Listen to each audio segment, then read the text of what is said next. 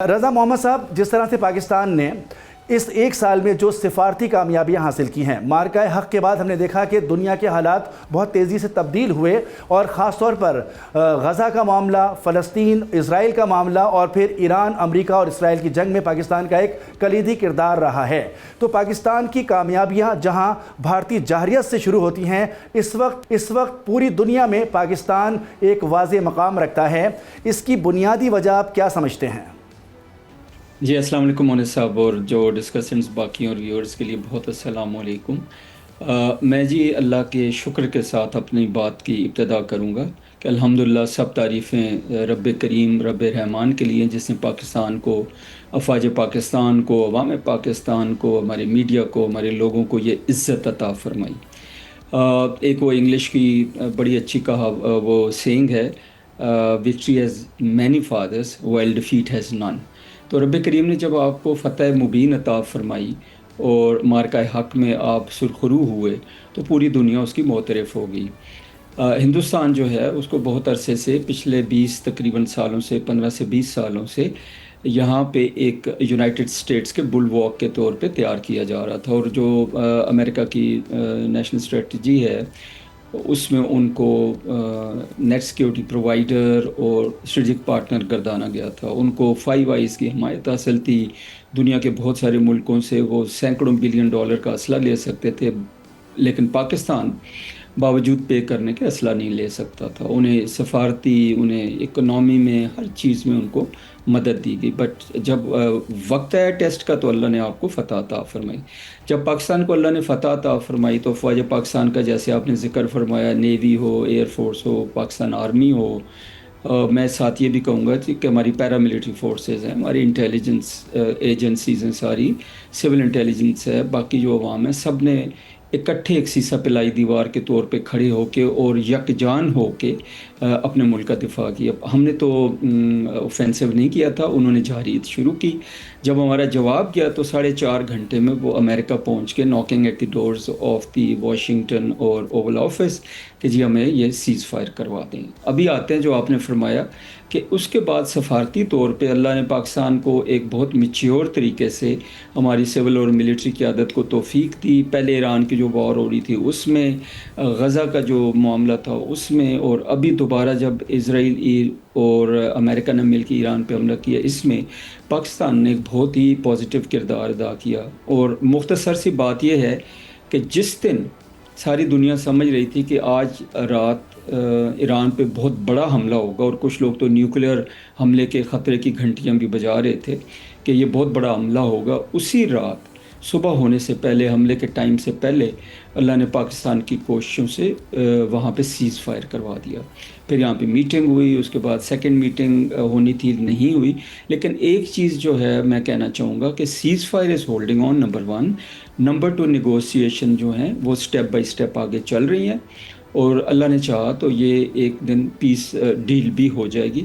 تو یہ عزت اللہ نے پاکستان کو دی، اور اس کی پوری دنیا معترف ہے، خواہ یورپین یونین ہے، خواہ مڈل ایسٹ کے ملک ہیں، خواہ چائنا ہے، رشیا ہے، اور خطے کے دیگر ممالک ہیں، سوائے انڈیا کے۔ ظاہر انڈیا جو ہے وہ اس چیز کو بہت ڈفرینٹلی ویو کرتا ہے۔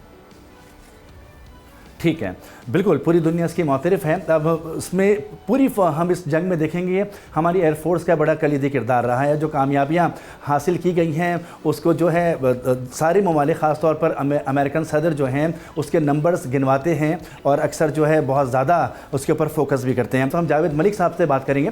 جاوید ملک صاحب، بین الاقوامی سطح پر اس مارکے کے بعد پاکستان کا جو لیول بڑھا ہے، پاکستان کے سب پاسپورٹ کی جو عزت بڑھی ہے، آپ سمجھتے ہیں کہ کتنی بڑی سفارتی کامیابی بھی ہے؟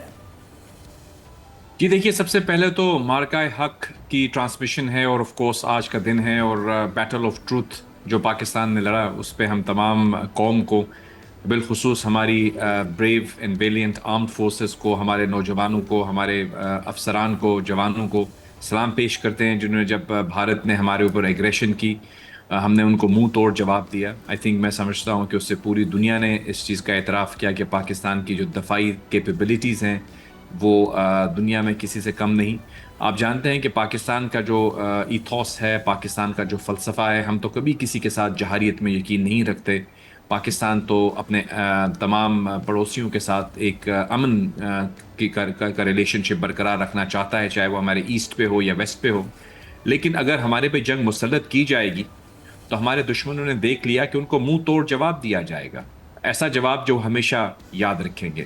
یہ کریڈٹ جو ہے ہماری ایئر فورس کی جو پریسیشن رسپانس تھا اس کو جاتا ہے. میں سمجھتا ہوں ہماری لیڈرشپ جو ملٹری لیڈرشپ ہے، field marshal general Asim Munir صاحب کی قیادت میں جس طرح سے ایک ملٹری کوآرڈینیشن کی گئی، جس میں ہماری air force, land forces, navy کو کوآرڈینیٹ کر کے ایک ایسا رسپانس دیا گیا جس سے دنیا حیران رہ گئی. میں سمجھتا ہوں کہ جو ملٹری ڈاکٹرن ہے یا جو ملٹری ہسٹری ہے جب لکھی جائے گی تو اس میں یہ جو بیٹل ہے، مارکہ حق، بیٹل آف ٹروتھ، یہ ایک سرورق پہ لکھا جائے گا کہ کس طرح سے نسبتاً ایک نیومیرکلی جو بڑا ایڈورسری ہے یا دشمن ہے اس کو کیپیبلٹیز کے ساتھ، پریسیجن کے ساتھ اور اپنی پائلٹ سکلز کے ساتھ جو ہے ہم نے کو شکست فاش دی، اور ہم نے دیکھا کہ ہماری افواج نے دنیا میں ایک تاریخ رقم کی. دوسری اس کی جو اہم ترین پہلو ہے، میں سمجھتا ہوں کہ آج جیسے آپ نے ذکر کیا کہ ہماری دنیا میں اس وقت ڈپلومیٹک جو ورلڈ ڈپلومیسی ہے اس کے اندر پاکستان ایک پیس میکر کے طور پر جانا جا رہا ہے. ایک بہت بڑا تنازع جو کہ پوٹینشلی ایک تیسری جنگ عظیم بن سکتا تھا، تمام لوگ اس چیز پر اگریڈ ہیں. اس کو پاکستان کی سفارتی کاوشوں کی وجہ سے ہم نے اس جنگ کو روکا، ایک سیز فائر اچیو کیا، اور نہ صرف یہ بلکہ دنیا کی سب سے بڑی طاقت امریکہ کو اسلام آباد لا کر ایک ٹیبل پہ بٹھا دیا اپنے ایک پڑوسی کے ساتھ، ایران کے ساتھ، جو کہ 40 سال سے آپس میں مذاکرات نہیں کیے گئے تھے. کوئی بھی جو سفارتکاری کو سمجھتا ہے وہ آپ کو بتائے گا کہ یہ ایک بہت بڑا مائل سٹون ہے دنیا کی سفارتی تاریخ کا. یعنی اتنا بڑا اچیومنٹ میں سمجھتا ہوں کبھی نہیں ہوا. اور نہ صرف یہ کہ وہ مذاکرات ہوئے بلکہ مذاکرات کا سلسلہ جو ہے وہ ابھی تک جاری ہے. دیکھیے اسلام آباد ٹاکس کا پہلا راؤنڈ کامیاب ہوا میری نظر میں. اسی کامیابی کی وجہ یہ تھی کہ مذاکرات کا سلسلہ چلتا رہا. اگر خدا نہ خواستہ کچھ ہمارے دوست جو یہ کہتے تھے کہ ناکام ہو گیا، وہ ان سے یہ سوال ہے کہ اگر ناکام ہو جاتا تو پھر سفارتکاری کیسے کنٹینیو کرتی. آج تک ابھی جو دو تین دن پہلے پریزیڈنٹ ٹرمپ نے کہا کہ وہ جو پروجیکٹ فریڈم انہوں نے سٹاپ کیا ہے اس کو بھی پاکستان کی ریکویسٹ پہ کیا ہے. اس کا مطلب ہے کہ میڈیا کے نظر میں شاید میڈیا کے گلیئر میں نہیں ہو رہی ڈپلومیسی، لیکن ڈپلومیسی جاری ہے، پس پردہ جاری ہے، بیکاز بہت سینسٹیو ایشوز ہیں. ہر چیز کو میڈیا کو نہیں بتایا جاتا، لیکن جو یہ چیز ہے کہ ڈپلومیسی وہ کنٹینیو کر رہی ہے. اور پاکستان کی کاوشوں کو آپ دیکھتے ہیں کہ ہر دوسرے اپنے بیان میں پریزیڈنٹ ٹرمپ جو ہے وہ پاکستان کو اپریشیٹ کرتے ہیں، پاکستان کے وزیر اعظم کو اپریشیٹ کرتے ہیں، پاکستان کے فیلڈ مارشل کو اپریشیٹ کرتے ہیں. اور اس کے ساتھ ساتھ دنیا بھر کے جو رہنما ہیں وہ پاکستان کو اپریشیٹ کر رہے ہیں کہ پاکستان نے کس طرح ایک ایسے مسئلے کا حل تلاش کرنے کے لیے اپنی مخلصانہ سنسیئر ایفرٹس کر رہا ہے پاکستان، اور انشاءاللہ اس کا پازیٹیو رزلٹ بھی آئے گا. تو میں سمجھتا ہوں کہ دنیا کو جب دیکھتے ہیں تو بیٹل گراؤنڈ پہ ملیٹریلی ہم نے پاکستان کو ایک الحمدللہ ناقابل تسخیر قوت کے طور پر جو ہے وہ ہم نے بنایا، ہماری عسکری قیادت نے اور ہماری پولیٹیکل لیڈرشپ نے. اور اس کے ساتھ ساتھ پاکستان کو گلوبل ڈپلومیسی کے اندر بھی ایک سینٹر سٹیج پہ ہم بیٹھے ہوئے. تو میں سمجھتا ہوں یہ پچھلا سال جو گزرا ہے یہ پاکستان کی تاریخ کا ایک سنہرا سال ہوگا. اور اس کی ایک سب سے بڑی وجہ میں آپ کو یہ بھی کہتا چلوں کہ ہم نے دیکھا کہ جب دشمن نے ہم پہ حملہ کیا تو ہمارے درمیان اگر کوئی کہیں پہ ڈفرینسز تھیں پولیٹیکل اور جو ہوتی ہیں ایک جمہوری معاشرے میں، وہ سب یکجا ہو گئی.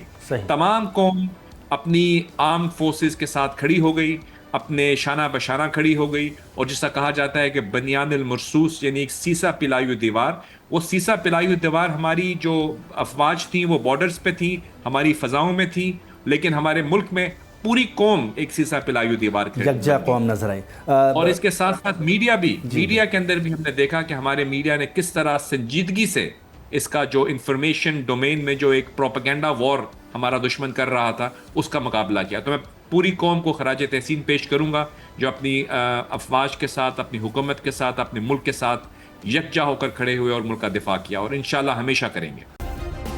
سبسکرائب کریں اور بیل دبائیں تاکہ کوئی خبر رہ نہ جائے.